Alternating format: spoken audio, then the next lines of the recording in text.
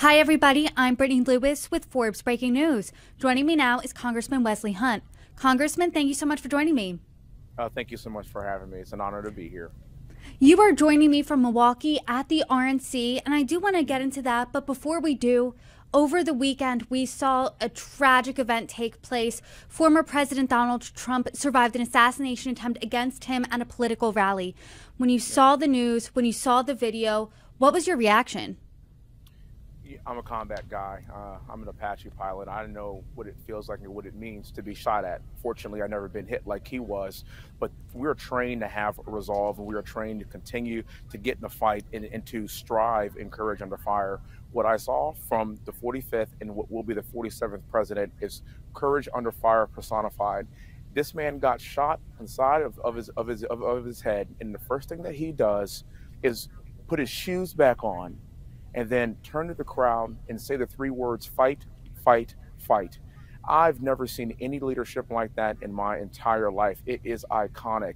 And so while it could have gone completely in a different direction, which would have been a dastardly place for this country to be, it didn't. And now he is here now, strong, coalescing around our party, bringing in Ron DeSantis last night, bringing in Nikki Haley last night. And this whole thing, the whole attitude around this convention has been unity, and he is the one unifying our party, and he will unify our country.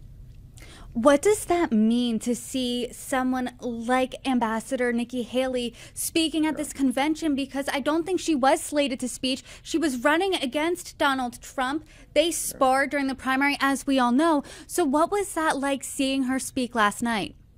Well, I think it was an outstanding move by President Trump to extend the invitation, and she was very gracious to accept and give a very good speech. And if you listen to the speech, it was a unifying speech. And President Trump was paying attention to every word that she was saying. I was sitting next to him actually at the time of her speech, and I got to tell you, it was electric, and it was electric to see the love being poured out toward the 47th president of this country. And again, I can't talk to you enough about how unifying this whole event was. That was a very special moment, not just for the party, but for the entire country. You actually posted a photo on X of you and the former president at the RNC. Can you talk to us about that moment, about speaking with him just days after he was shot? Well, it's something, it's a moment that I will never forget, and I will be sharing with my grandchildren and my great-great-grandchildren. I can assure you that. And he's in good spirits. He is in a very genuine place. And I feel like he now has a reinvigorated, a renewed spirit of life, even at 78 years old. And now he knows what his marching orders are. God spared him for a reason. God is going to spare this country for a reason. And God is not done with he or this country yet. And I think President Trump is well aware of that after that near-death experience. I mean, that was really a harrowing event that we saw on Saturday. And I think both sides of the aisle really took pause there. Both sides of the aisle said, hey, we need to bring this rhetoric down. Your colleagues, Representatives Luna and Moskowitz, penned a letter calling on members of Congress to, quote, bring down the temperature, and said it's, quote, time for our nation to come together, show courtesy to one another, and usher newfound respect into our politics. Is that a message that you agree with? I am in complete agreement with that, and I support that. Nobody wants to see any president or really any leader in this country literally in the line of fire. And the next thing I will say is this: we have to get to the bottom of this, because that can never happen again. The last time we saw an attempt on a president's life was 40 years ago, before I was even born. And so we have got to prevent that for the future. It's going to take Democrats and Republicans to come together and realize that we can never put the leader of the free world, future leader or past leader of the free world, in that position ever again. So I really applaud my colleagues for moving forward on some legislation and messaging to make sure that we tamp down this rhetoric and really talk about the issues and policies that are in the best interest of our country. I do want to ask you about that, because I've spoken to a Democrat, I've spoken to Republicans, and both have questions of how did this happen? What questions do you have? How does a shooter get within a chip shot 150 yards away from almost killing President Trump? That is absurd. There's a clear lack in leadership there. There was a clear failure there. And while I absolutely applaud the Secret Service men and women that did do their jobs, something went awry here. And we've got to fix this for the future. And we have to get to the bottom of this so that never happens again. I know this issue is going to be brought up with Jim Jordan on the Judiciary Committee that I'm currently serving on. Oversight is going to take this too. And again, we have to get this right as soon as possible. As we've been talking about, this was on Saturday the first assassination attempt against a presidential candidate since 1981. That happened less than 48 hours before the first day of the RNC. So how has the tenor of the RNC changed, and what is the mood like in Milwaukee? Well, everything's changed, and the mood here again. It's a mood of unity. And when President Trump walked out on that first day, it was absolutely electric. We are following our leader into battle to save the very soul of this nation. And every single person here that I have spoken to is on the same page.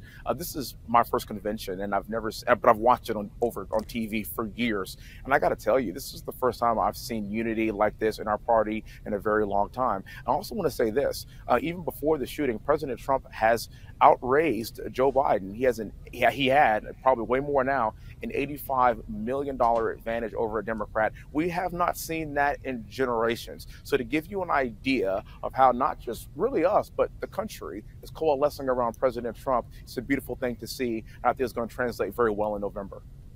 As you mentioned in this interview, there is a newfound theme of unity at the RNC. Both RNC co-chair Laura Trump as well as former President Donald Trump said that they changed their speeches to match this message of unity. You spoke at the RNC on Monday. Your speech largely focused on inflation as well as the economy. Did you change your speech at all ahead of Monday? We changed a few lines in it, but again, the focus is to make sure we get to policy. No more rhetoric, no more vitriol. Let's talk about policy. Let's talk about inflation. Let's talk about the border. Let's talk about safety. Let's talk about fentanyl. These are the issues that the American people care the most about. And so I want to make sure that we kept my speech focused on those tenets. And again, my heart goes with Trump. It goes with President Trump and his family and Barron and Melania and all the Trumps. I mean, they almost lost a father, a husband, and a grandfather. Let's keep that in mind. President Trump is a human being. And to a certain extent, the humanization of him after a couple of days ago was really good for the country. It's really good for the RNC. Everyone knows what happened. We all watched in horror what happened. So now it's time for us to, again, coalesce around President Trump. The day is always darkest before the dawn. I'm looking forward to the future. This is one of the few times in the history of this country where President Trump has the opportunity to dictate the future of this country for generations to come, and I think he is up for the job. Aside from your speech, other big news out of Monday is that former President Donald Trump has picked his running mate, and that is Senator J.D. Vance. What do you make of the pick? I trust President Trump's judgment.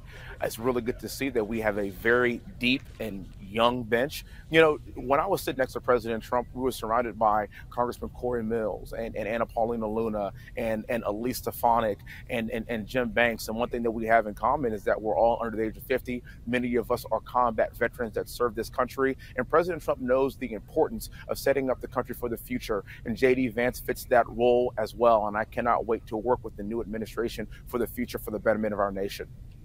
As I'm sure you're aware, J.D. Vance has been critical of President Trump in the past. He has reportedly compared him to Hitler, said he was reprehensible, said he didn't vote for him in 2016. So how do you square away those past comments with him now being the running mate? Well, it's not about me squaring away anything with him being his running mate. President Trump chose him, and therefore I trust his judgment. And look, if President Trump can get over some of those past comments, then so can we. And you're sitting at the RNC now. What do you think is the future of the Republican Party and this election going forward? Because as you said, it feels like after Saturday, everything in this election and really in the political landscape has changed.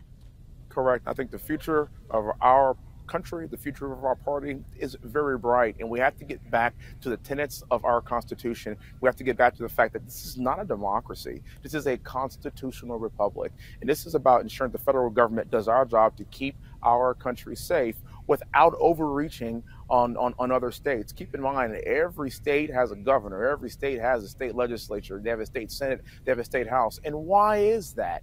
So that everyone can have power over their local communities. It's very difficult to get to the federal level and to speak to a congressman like me. I represent almost 1 million people in Houston, Texas, but all politics are local. So when we return the power back to the states, we're actually returning the power back to the people. That's what President Trump is focused on.